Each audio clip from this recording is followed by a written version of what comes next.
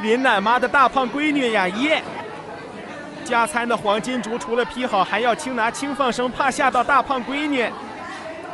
时刻留意闺女的心情眼神，就没离开过。闺女打了个喷嚏，林奶妈立马查看，应该是不小心刺激了一下，没什么问题。窝窝头加一起来看看雅一加餐吃了多少小零食吧。竹子轻轻放到雅一腿上。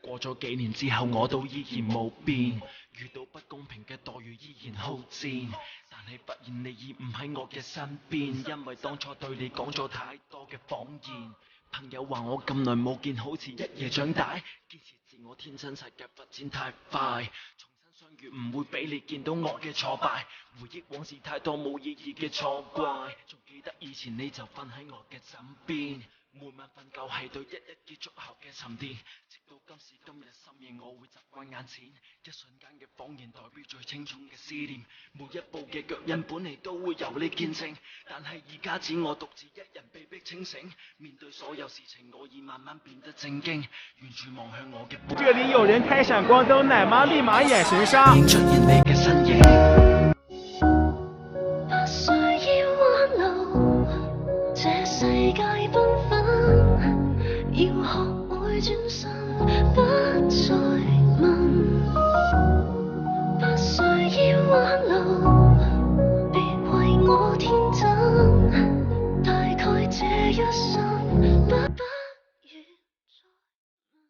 過咗幾年之後，我都依然冇變，遇到不公平嘅待遇依然好戰，但係發現你已唔喺我嘅身邊，因為當初對你講咗太多嘅謊言。朋友話我咁耐冇見，好似一夜長大，堅持自我天真，世界發展太快，重新相遇唔會俾你見到我嘅挫敗，回憶往事太多冇意義嘅錯怪，仲記得以前你就瞓喺我嘅枕邊。每晚瞓覺係對一日結束後嘅沉澱，直到今時今日深夜我會習慣眼前一瞬間嘅謊言，代表最清重嘅思念。每一步嘅腳印本嚟都會由你見證，但係而家只我獨自一人被迫清醒。